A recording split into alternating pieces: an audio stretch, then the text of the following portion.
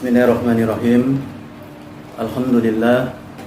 Alhamdulillahilladzi arsala rasulahu bil huda wa dinil haqq liyudhhirahu 'ala dini kullihi wa kafa billahi shahida. Asyhadu an la ilaha illallah wahdahu la syarika lah wa asyhadu anna Muhammadan abduhu wa rasuluh.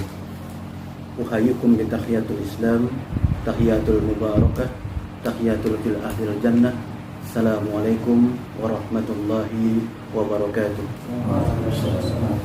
Alhamdulillahirabbil alamin. Ikhwan fillah rahmatullah yang insyaallah senantiasa dirahmati oleh Allah Subhanahu wa taala.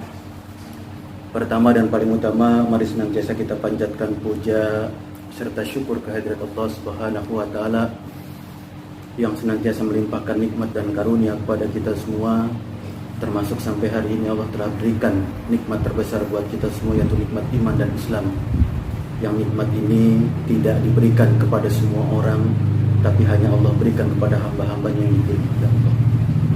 Salawat serta salam kita aturkan kepada baginda Nabi Muhammad sallallahu alaihi wasallam, uswah dan teladan buat kita semua yang Allah hadirkan, Allah utus di tengah-tengah kita semua untuk mengajari kita bagaimana mensyukuri nikmat Allah Subhanahu wa taala. Dan insyaallah dengan kita mensyukuri nikmat Allah Subhanahu wa taala, Allah makin tambahkan lagi nikmat kepada kita semua. Amin. Amin ya rabbal alamin. Ikhwan fillah rahmatullah. Jadi urgensi kita bertemu hari ini sejatinya kita ingin berdiskusi, ingin ngobrol lah lebih lanjut tentang dakwah yang akan kita lakukan di hari-hari ke depan. Karena kalau kita melihat perkembangan situasi dan kondisi terakhir-terakhir ini sudah mulai kondusif, sehingga seharusnya kita pun sudah mulai aktif kembali dalam medan dakwah. Kalau kita coba melihat terakhir kita ketemu kapan kira-kira? Remaja di majelis 2 bulan, 3 bulan tahun lalu ketemunya, atau lebih dari 2 tahun. Oke. Ya, jadi hari ini kita coba ingin konsolidasi kembali untuk sama-sama merapatkan barisan, sama-sama mengkonsolidasi agar kerja-kerja dakwah kita makin konkret ke depannya. Kalau kita melihat kehidupan yang Allah telah berikan kepada kita sampai dengan hari ini, begitu banyak Allah berikan nikmat kepada kita semua. Bahkan andai kita coba menghitung nikmat Allah yang ada pada diri kita saja, tidak akan sanggup kita menghitungnya. Karena begitu banyak Allah berikan nikmat kepada kita semua. Dan kita mafhum setelah Allah berikan berbagai macam nikmat kepada kita semua, tidak ada aktivitas yang paling penting buat kita semua kecuali apa? Kalau Allah sudah berikan nikmat kepada kita, kewajiban kita apa? Mensyukurinya. Mensyukuri nikmat yang telah Allah berikan kepada kita semua. Tapi ketika bicara masalah nikmat telah Allah berikan kepada kita, karuniakan kepada kita, lalu kita harus bersyukur. Sudah menjadi tabiat manusia, kebanyakan kita semua tidak bersyukur kepada nikmat Allah. Bisa jadi karena tidak paham kalau diberikan nikmat harus bersyukur, atau sudah paham kalau diberi nikmat harus bersyukur tapi caranya nggak tahu cara bersyukur seperti apa. Ada orang ketika diberikan rezeki, mungkin dia berharap dengan dia sedekahkan rezeki itu dia telah bersyukur di jalan Allah. Dia diberikan kesehatan, dengan dia berpuasa dia merasa sudah bersyukur pada nikmat Allah. Lalu dia sholat, dia zikir dan seterusnya, merasa sudah bersyukur kepada Allah Subhanahu wa taala. Padahal ketika nikmat telah diberikan oleh Allah kepada kita yang begitu banyak, nikmatnya, bagaimana cara mensyukurinya? Ternyata kalau kita melihat surat Al-Kautsar, surat keberapa itu surat Al-Kautsar? Cuman ada 3 ayat ya Al-Kautsar itu. Inna a'toina Al-Kautsar fasolli li rabbika wanhar. Ya kan? Sungguh Allah telah berikan kepadamu Muhammad begitu banyak nikmat kepadamu. Lalu apa? Fasolli li rabbika wanhar. Lalu tunaikan sholat dan berkurbanlah engkau. Ayat akhirnya gimana bunyinya?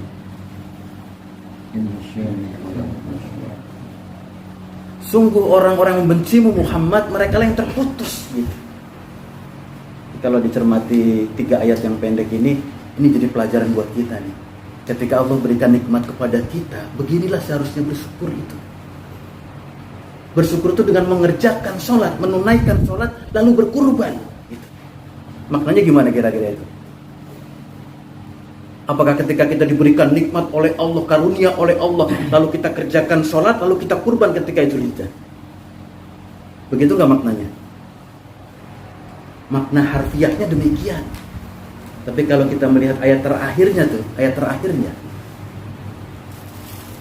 sesungguhnya orang-orang yang membencimu, mereka lah orang-orang yang terputus gitu. Itu secara makna tidak berarti sekedar melaksanakan sholat dan melaksanakan kurban. Karena sholat itu sejatinya apa?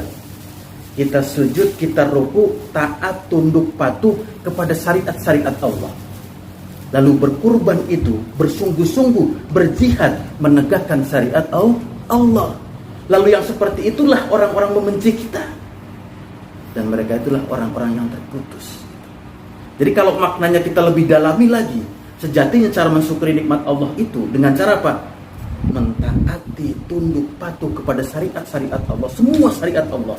Lalu kita sungguh-sungguh menerapkan, berupaya, berjihad mengimplementasikan syariat Allah. Begitulah seharusnya kita mensyukuri nikmat-nikmat Allah. Bukan cuma sekedar secara harfiah kita melaksanakan sholat lalu berkurban. Maka tidak ada nikmat yang paling besar yang Allah telah berikan kepada kita semua kecuali nikmat iman dan Islam. Yang Allah tidak berikan kepada orang lain kecuali hamba-hambanya yang dipilih oleh Allah. Maka nikmat iman dan Islam ini perlu pembuktian. Maka tidak ada kewajiban yang paling utama setelah orang itu beriman dan Islam lalu mendakwahkannya. Dan dakwah itu cara kita mensyukuri nikmat Allah. Ketika telah diberikan kita nikmat iman, nikmat Islam, kita syukuri nikmat itu dengan cara mendakwahkan keimanan ini kepada orang lain. Ini cara kita mensyukuri nikmat Allah. Nah, Allah telah berikan berbagai nikmat kepada kita, di antaranya nikmat iman dan Islam. Sudah berapa tahun kita beriman? Sudah berapa tahun kita berislam? Sudahkah kita mensyukurinya dengan cara mendakwahkannya? Kita khawatir telah diberikan nikmat iman dan Islam sekian puluh tahun, tapi faktanya kita belum mensyukuri nikmat Allah. Kita khawatir yang seperti ini. Kalau kita mensyukuri nikmat Allah, Allah tambahkan nikmat kepada kita semua. Kalau kita mengkufuri nikmat Allah, kata Allah, sungguh azabku sangat pedih. Maka kalau kita mengaca diri kita semua, bukan kita termasuk anak pribadi, gitu, mungkin belum maksimal kita berdakwah, belum maksimal kita syiar Islam. Maka disinilah kita dituntut untuk mensyukuri nikmat Allah, nikmat iman dan Islam itu. Agar apa? Agar hidup kita dimuliakan oleh Allah, baik dunia maupun akhirat. Karena para nabi dan rasul dimuliakan oleh Allah bukan karena keturunannya, bukan karena jabatannya, bukan karena materinya, tapi karena satu. Allah muliakan para nabi dan rasul karena sepanjang hayatnya, sepanjang umurnya, sepanjang usianya dia dedikasikan untuk dakwah di jalan Allah. Maka para nabi dan rasul dimuliakan oleh Allah setinggi-tingginya karena terlibat dalam proses dakwah. Maka ikhwan fillah rahmatullah, kalau kita melihat urgensi dari dakwah, maka Luqmanul Hakim pernah berpesan kepada anak-anaknya bahwa ternyata dakwah itu, amar ma'ruf nahi mungkar itu perkara yang paling penting dalam kehidupan ini. Bahkan kata Luqmanul Hakim, ini perkara yang sejajar dengan sholat kadarnya. Padahal kita tahu ya, batasan seorang mukmin dan muslim itu adalah sholat. Dia tinggalkan sholatnya, hilang keimanannya. Dia tinggalkan sholatnya, hilang keislamannya. Maka ini bermakna, kalau kita mengaku orang beriman dan Islam, juga meninggalkan dakwah, mengesampingkan dakwah, kita khawatir iman dan Islam kita pun meninggalkan kita. Maka kalau kita melihat pesan Luqmanul Hakim, ya bunayya aqimis sholat, ya'muruna bil ma'ruf wa yanha 'anil munkar wasbir ma'asobak innaka min adil umur. Jadi berpesan kepada anak-anaknya, sungguhnya sholat itu perkara yang paling penting. Setelah itu amar ma'ruf nahi munkar. Mengajak orang kepada kebaikan dan mencegah orang kepada kemungkaran. Dan ini merupakan perkara yang paling penting dalam Islam. Maka kalau dakwah, amar ma'ruf nahi munkar, perkara yang paling penting buat kita, bahkan wajib hukumnya, maka konsekuensi kewajiban itu kalau tidak dikerjakan kita berdosa. Nah, sudah berapa tahun kita beriman, kita berislam, punya kewajiban dakwah, tidak sempurna kita tunaikan, tidak kita kerjakan. Berapa banyak dosa yang telah kita miliki. Berapa banyak maksiat kita kepada Allah sudah kita tumpuk sekian tahun. Karena tidak sungguh-sungguh terlibat dalam dakwah. Maka kalau coba kita melihat, kenapa para nabi dan rasul ketika berdakwah tidak serta-merta mendapatkan kemenangan, mendapatkan kemudahan. Karena sejatinya medan dakwah itu berat. Kalau diibaratkan dakwah itu, kalau diibaratkan panggung gitu ya, ini panggung yang sepi penonton, tapi banyak yang mencela, bahkan banyak yang memusuhi. Begitulah dakwah. Jadi kalau kita ingin terlibat dalam dakwah, ingin pujian, ingin penghormatan, ingin popularitas, kita salah ngambil panggung. Karena panggung dakwah itu begitu sunatullahnya, sepi dari penonton, tapi banyak penghujatnya, bahkan banyak musuhnya. Tapi disitulah tempat kemuliaan itu. Disitulah kemuliaannya Islam itu dalam dakwah. Maka kalau kita dilihat hadis-hadis Rasulullah, Rasul pernah mengatakan al-Islam adinun nasiha. Sejatinya Islam itu agama nasihat, agama dakwah. Jadi kalau dia ngaku Islam tapi tidak terlibat dalam dakwah, belum disebut dia Islam. Islam itu agama dakwah. Yang harus setiap aktivitas kita, pekerjaan kita, waktu kita dedikasikan untuk dakwah. Maka kalau coba kita melihat pelan-pelan sekalian, bagaimana Rasul berdakwah, bagaimana para nabi dan Rasul itu berdakwah, memuliakan dirinya dan masyarakatnya. Kalau kita coba melihatnya pelan-pelan ya, kisah Rasulullah SAW ketika dakwah ke Taif. Setelah 10 tahun berdakwah di Mekah, tidak diterima dakwahnya, ditolak dakwahnya, diintimidasi, bahkan akan dibunuh Rasulullah dengan dakwahnya itu. Lalu apakah dengan kondisi itu Rasul berdiam diri lalu berhenti berdakwah? Maka kita lihat tahun ke-10 itu Rasul justru berdakwah ke Taif. Jadi tidak berdiam diri. Nah, kita sudah berapa lama nih berdiam diri? Dari mulai Corona 2019 masuk 2020, 2021 sampai hari ini. Praktis hampir 4 tahun kita tidak beraktivitas dalam dakwah. Tidak mengajak orang, tidak merekrut orang, tidak mendakwahi orang. 4 tahun lamanya kita. Padahal Rasul tidak ada jeda dalam hidupnya. Setiap detiknya digunakan dalam dakwah. Maka ketika 10 tahun tidak terima dakwahnya di Mekah, dia pindah haluan, mencari market baru, mencari tempat baru untuk dakwah Rasulullah.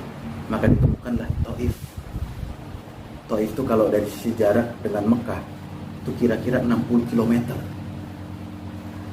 60 km kayak sini kemana kira-kira? Tangerang kemana? Serang ya. Serang tuh sekarang Serang Timur tuh kira-kira kilometer 60 berapa? 71 ya? 71. Kira-kira segitu. Tapi medan dakwahnya tidak seperti kita ke Serang. padang pasir yang gersang, yang terik, yang panas. Disebutkan dalam sirah itu perjalanan Rasul ketika menuju Taif 3 hari. Karena tidak dilengkapi dengan logistik dan juga kendaraan. Tidak ada onta, tidak ada kuda. Rasul berjalan kaki dari Mekah ke Taif 3 hari lamanya.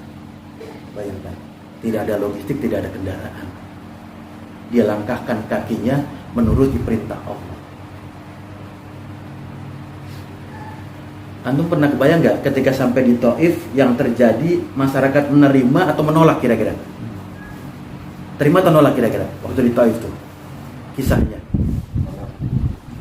Bahkan yang menolak itu siapa? Anak-anak kecil tuh dikumpulin, anak-anak tanggung lah gitu. Mungkin anak-anak SD, anak-anak SMP gitu. Suruh ngumpulin batu, mengusir Rasulullah dengan menyambitkan dengan batu kepada Rasulullah. Tahu nggak kenapa itu terjadi? Karena perjalanan Rasulullah dari Mekah ke Taif 3 hari, ternyata Abu Lahab lebih dulu sampai di sana 1,5 hari kan menggunakan unta. Apa yang dilakukan Abu Lahab di sana? Memprovokasi orang-orang di sana. Agar nanti ketika Muhammad datang,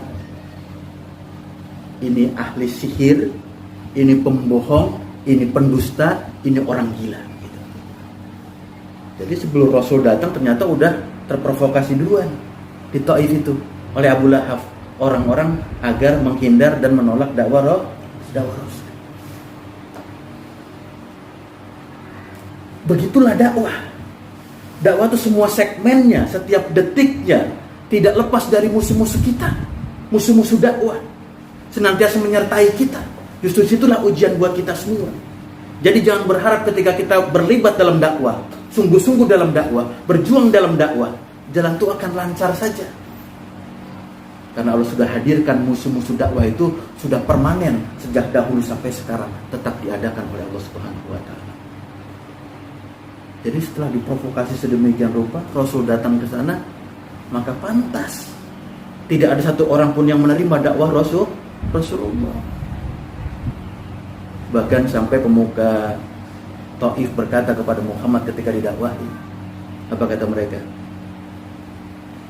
Emangnya nggak ada orang lain yang diangkat sebagai nabi dan rasul selain engkau Muhammad? Perkataan ketua-ketua kabilah di Taif pada saat itu ketika didakwahi oleh Rasul. Emang nggak ada orang lain yang lebih pantas jadi nabi dan rasul? Hal ini wajar terlontar dari mulut-mulut mereka. Karena Muhammad sejatinya secara materi tidak punya materi, secara jabatan tidak punya jabatan, secara kedudukan apalagi pengikut. Padahal di Mekah pada saat itu masih banyak orang-orang lain yang mungkin dalam kacamata mereka lebih pantas dijadikan nabi dan rasul. Begitulah dakwah kita. Begitulah dakwah kita. Kita nggak keluaran pondok, nggak hafal kitab. Mungkin hadis yang kita hafal terbatas. Tapi ini kewajiban Allah kepada kita untuk berdakwah. Jadi kalau ada orang hari ini dakwah masih ngelihat, antum keluaran pondok mana? Berapa hadis yang antum hafal? Sama persis dengan perkataan kabilah-kabilah Taif. Memang gak ada orang lain yang lebih pantas yang berdakwah kepada kami selain engkau. Sama seperti kita kasusnya hari ini.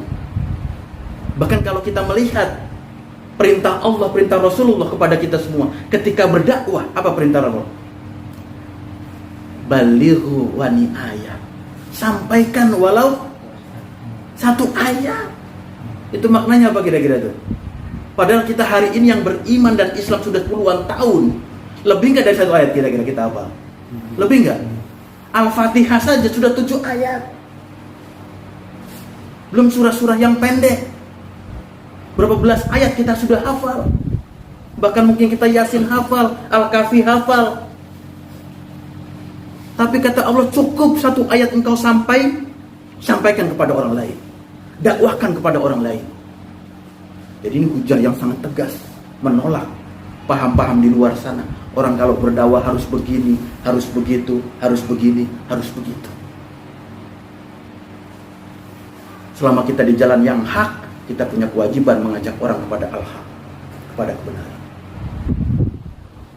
Maka ketika sudah sampai Rasul ke Taif, ditolak Rasulullah, disambit sedemikian rupa, berdarah kakinya. Niat dia untuk menyelamatkan manusia, melindungi manusia, menyampaikan kepada kebenaran, ditolak oleh umat pada saat itu. Diusir dengan lemparan batu. Bahkan anak-anak yang melemparinya. Rasul terusir dari Taif dengan perasaan terhina. Kita kalau disambitin sama orang-orang gede, orang dewasa masih bisa terima. Ini disambitin sama anak-anak kecil. Rasul keluar Taif dalam keadaan terhina.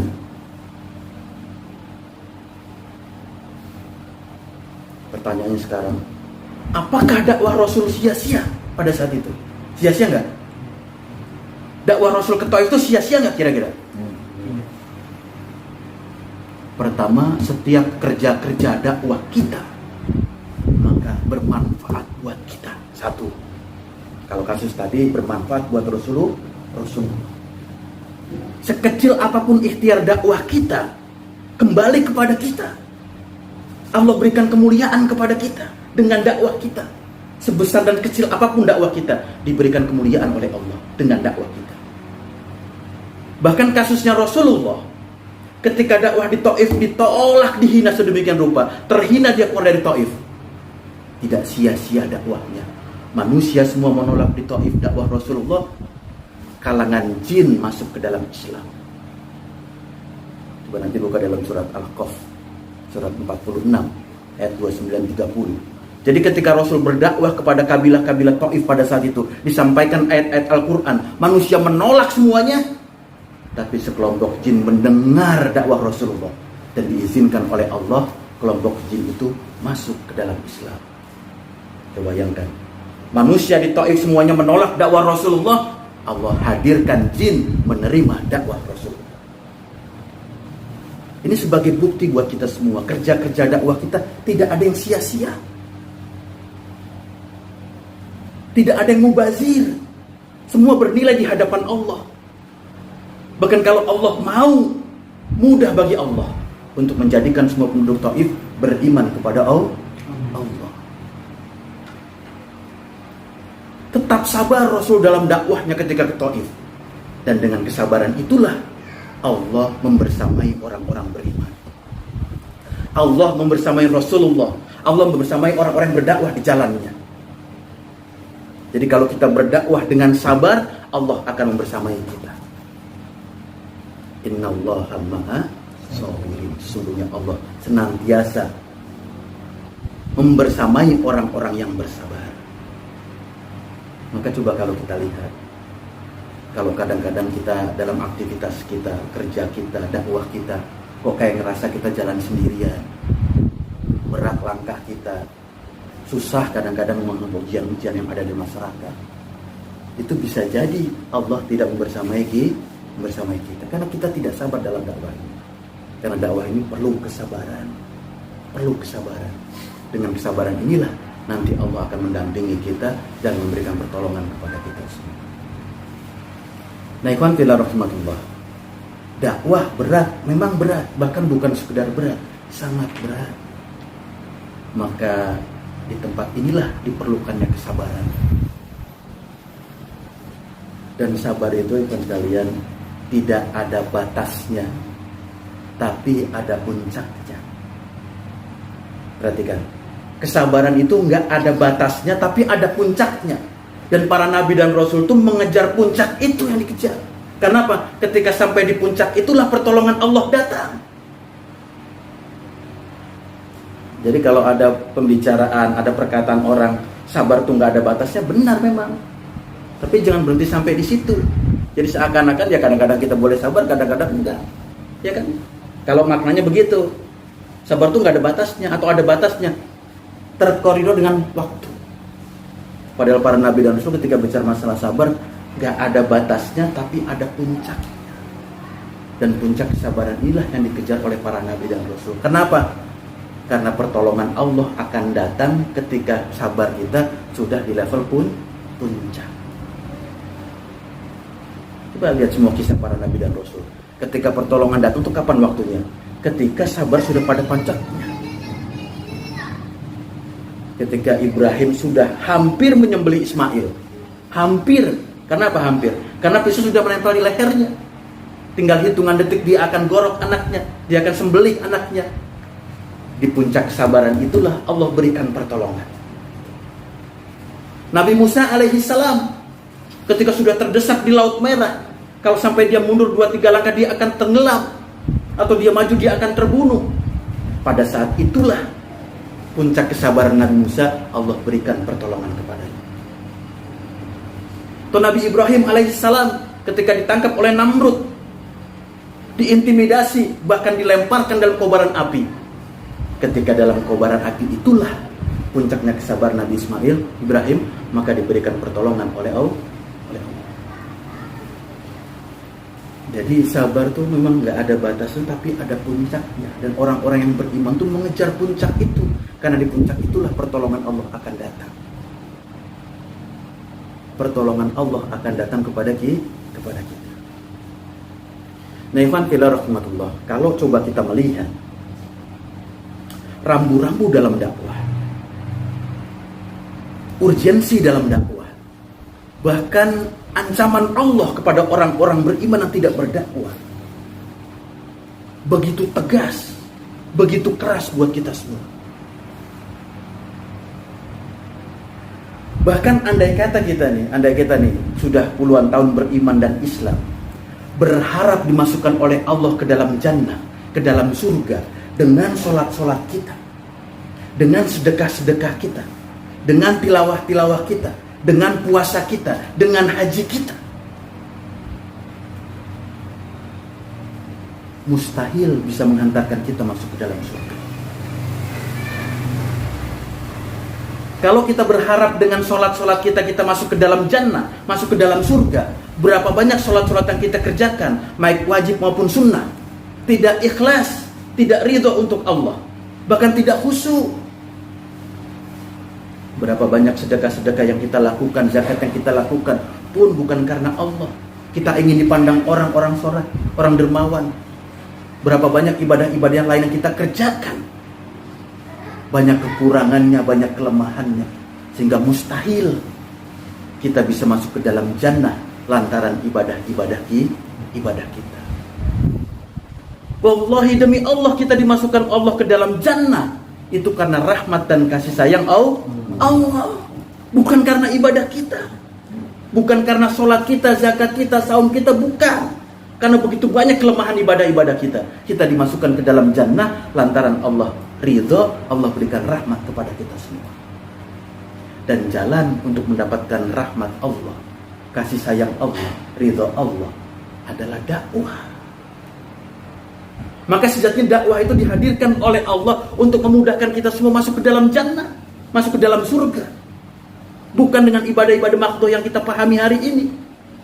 Dengan dakwah itu Allah siapkan kita, diplanningkan kita untuk masuk ke dalam jannah dengan dakwah.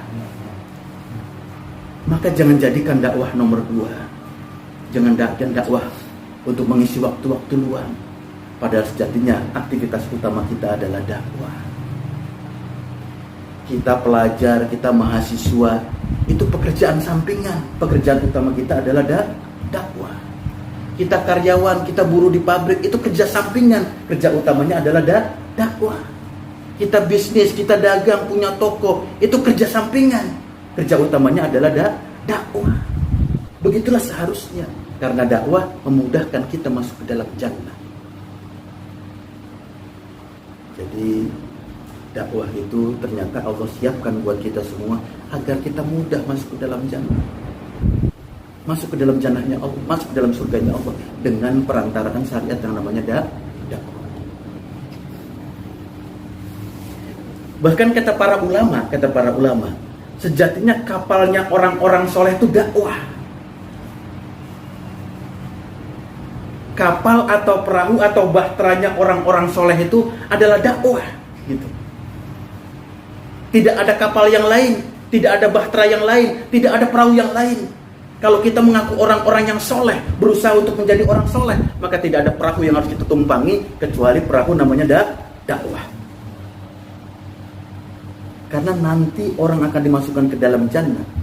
Itu siapa aja mereka? Kelompoknya Nabiyyin, Siddiqin, Syuhada, Sholihin. Itu orang-orang yang akan masuk ke dalam jannah. Nabiyyin, para nabi. Kita nabi bukan, rasul juga bukan. Berarti nggak bisa masuk ke dalam jannah. Siddiqin. Sudahkah karakter iman kita seperti Abu Bakar As-Siddiq? Siddiqin, yang setiap perkataan Allah dan Rasulnya dia benarkan, dia tunaikan secara sempurna. Sudahkah seperti itu? Mungkin jauh. Jadi Nabiyyin, Siddiqin bukan. Syuhada pun bukan. Kita belum mati, kita masih hidup. Yang mati benar-benar di jalan Allah, dalam perjuangan Allah, mereka lah para syuhada yang berhak masuk ke dalam jannahnya Allah. Maka tinggal satu kesempatan kita. Siapa itu? Sholihin. Orang-orang berusaha menjadi orang yang soleh. Dan orang soleh tidak ada perahu yang harus ditumpangi kecuali dakwah. Karena soleh itu bukan predikat yang diberikan Allah sekali waktu kemudian selesai. Proses.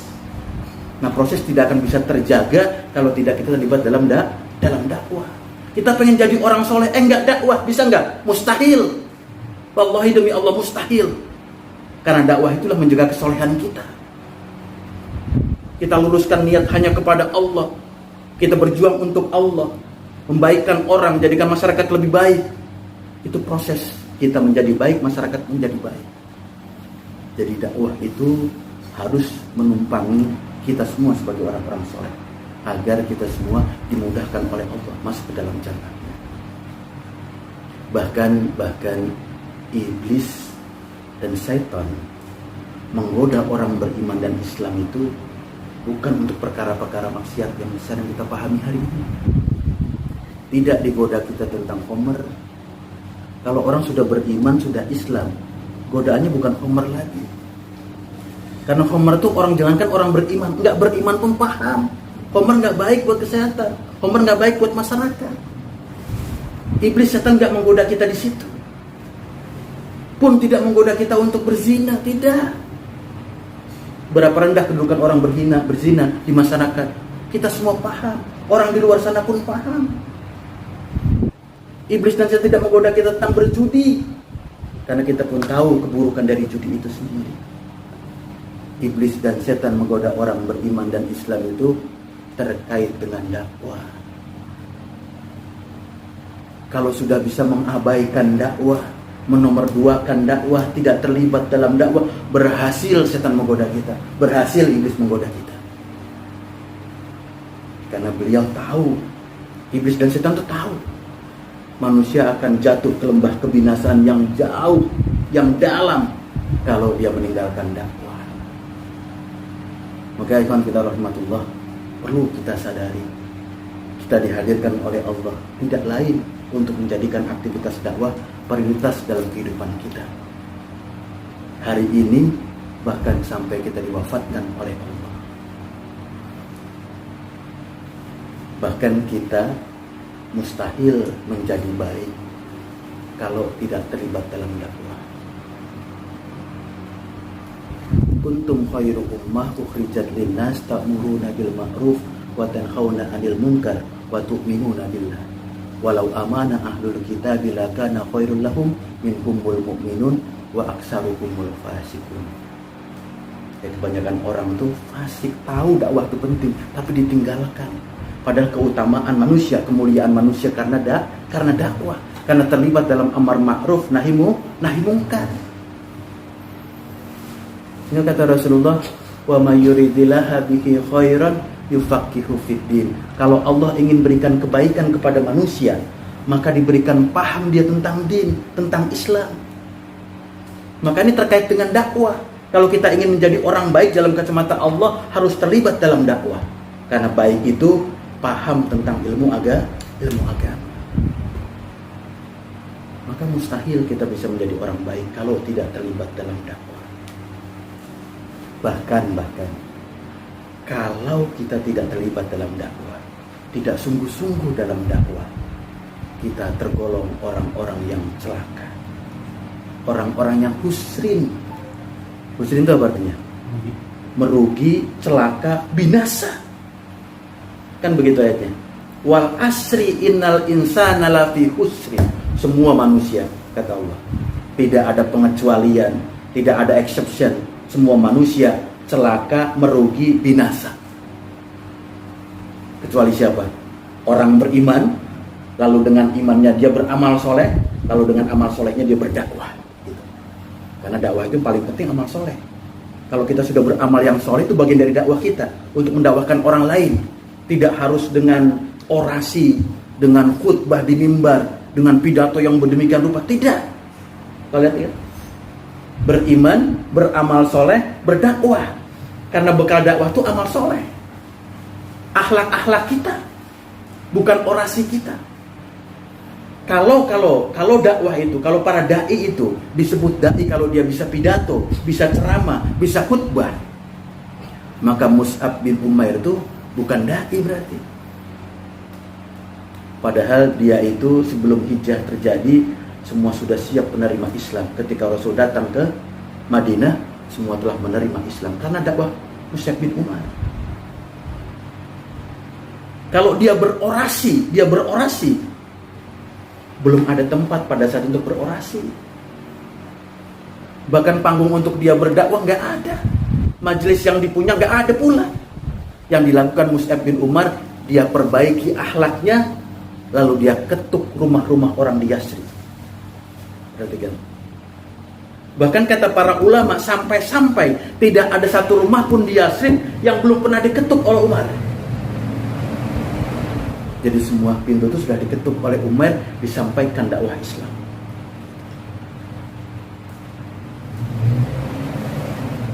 Kita udah begitu belum tuh di lingkungan kita? Semua pintu tangga kita udah pernah kita ketuk semuanya. Begitu nggak kira-kira kita? Masih jauh. Ini Mus'ab bin Umar walaupun nggak naik ke atas mimbar, nggak pidato, nggak khutbah, nggak berorasi, semua pintu sudah diketuk olehnya. Bukan cuma sekedar diketuk, tapi mereka semua menerima Islam. Kenapa? Karena akhlak Umar bin Mus'ab. Maka ini pelajaran buat kita semua. Dakwah menuntut kita untuk menjadi baik.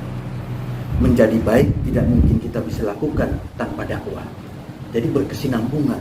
Orang baik berdakwah, dengan dakwah menjadi baik.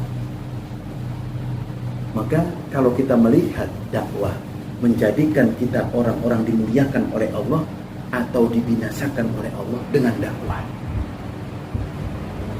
Terlibatnya kita dalam dakwah menjadikan kita mulia, dimuliakan oleh Allah atau dibinasakan oleh Allah dengan dakwah kita. Maka pastikan setiap waktu, setiap kesempatan yang Allah berikan kepada kita, semua dalam rangka berdakwah di jalan Allah. Bersungguh-sungguh mendakwahkan al-Islam, sungguh-sungguh mendakwahkan al-iman, agar manusia paham lalu terselamatkan dengan dakwah kita. Nah, ikhwan fillah rahmatullah. Jadi pada kesempatan kali ini coba sama-sama kita nanti berdiskusi, ya kita ngobrol bareng-bareng lah untuk kerja-kerja dakwah kita ke depan. Program-program apa yang kita bisa lakukan untuk banyak mengajak manusia, banyak mengajak orang lain mengenal Islam, mengenal kebaikan. Karena sejatinya ketika orang kita ajak dalam dakwah, kita hendak menjadikan orang-orang di luar kita menjadi orang yang lebih baik. Ikhwan fillah rahmatullah, mungkin itu saja yang saya sampaikan pada kesempatan kali ini. Mudah-mudahan sedikit merefresh kita kembali tentang pentingnya dakwah, pentingnya syiar buat kita semua. Dan sejatinya dakwah ini menjadi sarana kita semua dimuliakan oleh Allah, kita semua dibersamai oleh Allah, kita semua mendapatkan pertolongan dari Allah Subhanahu wa taala. Yang hak datang dari Allah, kelemahan, kekurangan, khilaf dan salah pribadi. Akhiru da'wana alhamdulillahirabbil alamin. Jazakumullahu khairan katsiran. Assalamualaikum warahmatullahi wabarakatuh.